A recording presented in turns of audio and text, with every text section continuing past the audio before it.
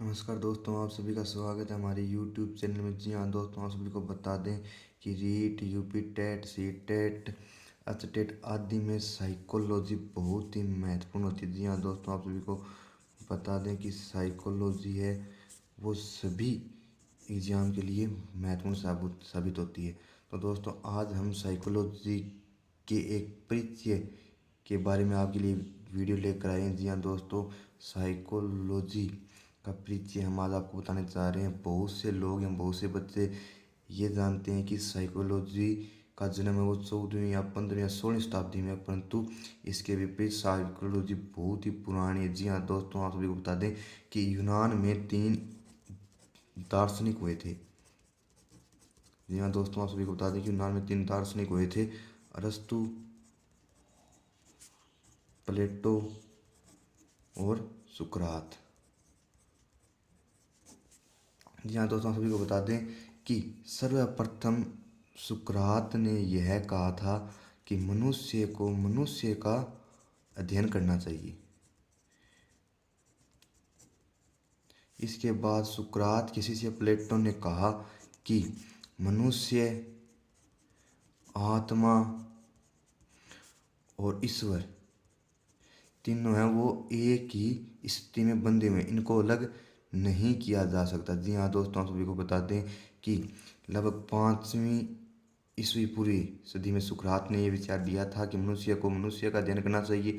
उसके बाद उनके शिष्य प्लेटो ने कहा था कि मनुष्य, आत्मा और ईश्वर एक साथ बंधे हुए, इनको अलग नहीं किया जा सकता। जी हाँ दोस्तों, आपको बताएं 4वीं सदी में अरस्तु ने विचार दिया था कि मनुष्य को आत्मा का अध्ययन करना चाहिए।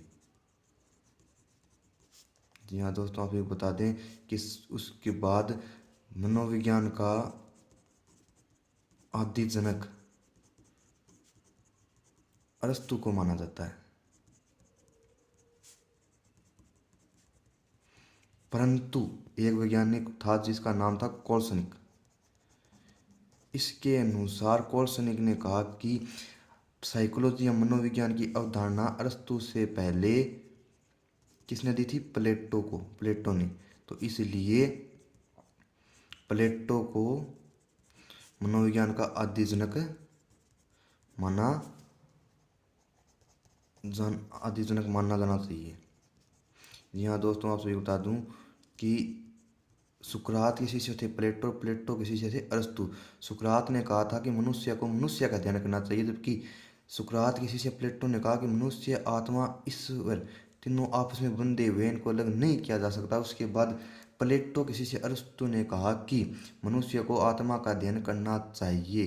तो इसी प्रकार साइकोलॉजी की शुरुआत हुई और अन्य वैज्ञानिक मनोविज्ञान का आदि जनक है वो अरस्तु को मानते हैं, परंतु कोल्सनिक नाम के वैज्ञानिक है वो उन्होंने कहा कि साइकोलॉजी का जो आदि जनक है वो प्लेटो है। जी हाँ दोस्तों, ये भी आपके प्रश्न आ सकता है। यह अवधारणा लगभग 2000 वर्षों तक चली आई। इसके बाद 1590 में एक वैज्ञानिक हुए जो उनका नाम था रुडोल्फ कोइकले। जी हाँ दोस्तों, आपको बता दें 1590 में एक वैज्ञानिक हुए रुडोल्फ कोइकले। ये भी यूनानी दार्शनिक थे। इन्होंने एक किताब लिखी जिसका नाम था साइकोलॉजिया। जिसका क्या नाम था? साइकोलॉजिया। जिसके कारण साइकोलॉजी के लिए यह साइकोलॉजी शब्द प्रयोग होने लगा और अंग्रेजी भाषा में यह साइकोलॉजी पुस्तक लिखने के कारण अंग्रेजी भाषा में साइकोलॉजी शब्द का प्रयोग किया जाता है। साइकोलॉजी शब्द है दोस्तों, वो मैं आपको बता दूं कि 2 शब्दों से मिलकर बना है, साइके प्लस लोगस, जो कि मूलतः ग्रीक भाषा का शब्द है।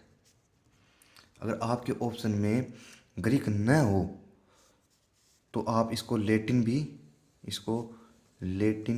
भी कर सकते हैं। जी हाँ दोस्तों, आप सभी को बता दें कि अगर आपके क्वेश्चन पेपर में ये प्रश्न आ जाए कि साइकोलॉजी या शब्द या साइकोलॉजी जो शब्द है वो किस भाषा का है और उसमें ग्रीक या लेटिन दिया हो तो ग्रीक करना है, ग्रीक न देखकर लेटिन दिया हो तो आप सभी को लेटिन करना है। और आपको बता दूं, सर्वप्रथम एक वैज्ञानिक थे जिनका नाम था गिरेट ने कहा था कि यह ग्रीक भाषा का शब्द है। आपको बता दें कि उसके बाद एक और वैज्ञानिक हुए लगभग 1596 ईस्वी में, वो भी यूनानी दार्शनिक थे जिनका नाम था देकार्ते। इन्होंने क्या काम किया कि दोस्तों, इन्होंने साइकोलॉजी को है ना भौतिक शास्त्र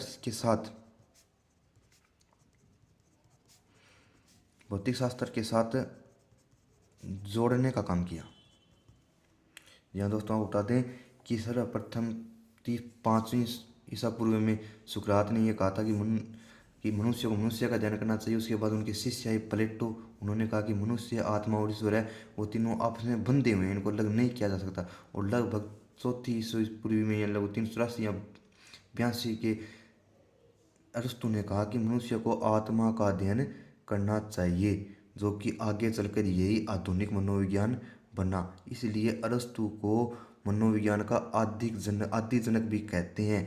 परंतु नोट कर लेना आप ये बात कि कोलसेनिक नामक एक वैज्ञानिक था जिसके द्वारा उन्होंने कहा कि आत्मा की अवधारणा सबसे पहले प्लेटो के द्वारा दी गई थी, इसलिए मनोविज्ञान का आदि जनक है वो प्लेटो है।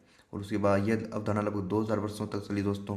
आपसे उसके बाद 1590 में एक यूनानी दार्शनिक रुडोल्फ गोएकले ने एक किताब लिखी साइकोलॉजी की, जिसमें उसने पुस्तक का नाम साइकोलॉजिया लिखा और जिसमें इन्होंने आत्मा के अध्ययन के लिए साइकोलॉजी शब्द का प्रयोग किया। और जो अंग्रेजी भाषा में आ गई यह शब्द चलकर साइकोलॉजी में प्रयोग होने लगा। साइकोलॉजी शब्द है वो 2 शब्दों से मिलकर बना है, साइके प्लस लोगस से, जो कि मूलतः ग्रीक भाषा का शब्द है। अगर कहीं क्वेश्चन पेपर में ग्रीक न दिया हो तो उस भाषा की जगह लेटिन भाषा भी करना है। जी हाँ दोस्तों, आपको सभी बता दें कि एक वैज्ञानिक थे ग्रेट हुए, उन्होंने कहा कि जो साइकोलॉजी शब्द है वो ग्रीक भाषा का शब्द है। उसके बाद लगभग 1596 ईस्वी में एक यूनानी दार्शनिक आए देकार्ते, जिन्होंने साइकोलॉजी को किस में साथ जोड़ने का काम किया, भौतिक शास्त्र में जोड़ने का काम किया।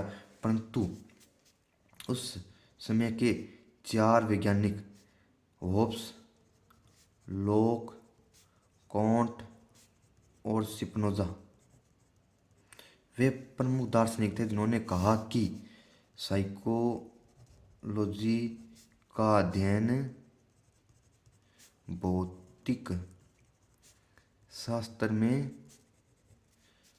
संभव नहीं है। जी हाँ दोस्तों, आप सभी बता दें, क्योंकि सवाल उन्होंने जो पैदा किए थे वो सवाल ये थे कि आत्मा क्या है। इन वैज्ञानिकों ने देकार्ते के साथ यह सवाल किए कि आत्मा क्या है, कैसी है, कहाँ है। और इन सवालों का जवाब नहीं मिलने के कारण यह अभिप्राय अमान्य हो गया। इसके बाद 17वीं सदी में लगभग